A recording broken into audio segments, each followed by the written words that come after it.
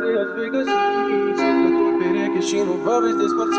De ce mă îndrăgostesc? De ce mă îndrăgostesc? De ce mă îndrăgostesc? Mereu așa prostesc și prin sentimente inimă nu-ți mulțumesc. Că alegi greșit de fiecare dată și ajung să cred că am o inimă stricată. Aș vrea să iubesc, dar nu am pe cine. Am ajuns să cred că sunt imun la iubire. Găsesc pe cineva, îmi fac speranțe false. Îmi rup inima și n-are cine să-mi o poase. Și culmea e că am dragoste de oferit, dar nu mi se întoarce înapoi niciun pic. Și nu înțeleg, am crezut că e așa. Ce faci zi se face, ci că așa în viața asta.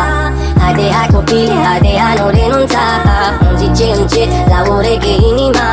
Va veni o zi în care îți vei găsi sufletul pereche și nu vă veți despărți. Haide, hai copile, haide, hai nu renunța. Îmi zice încet la ureche inima. Va veni o zi în care îți vei găsi sufletul pereche și nu vă veți despărți.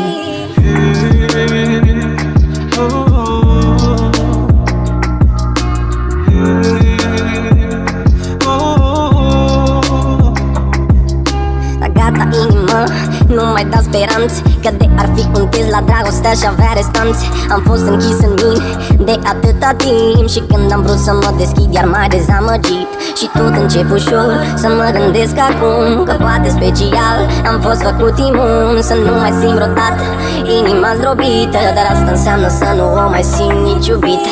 Haide, hai copile, haide, hai nu renunța. Îmi zice încet la ureche inima.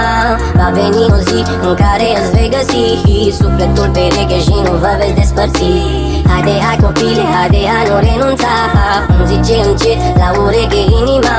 Va veni o zi în care îți vei găsi sufletul pereche și nu vă veți despărți. Haide, hai copile, haide, hai nu renunța.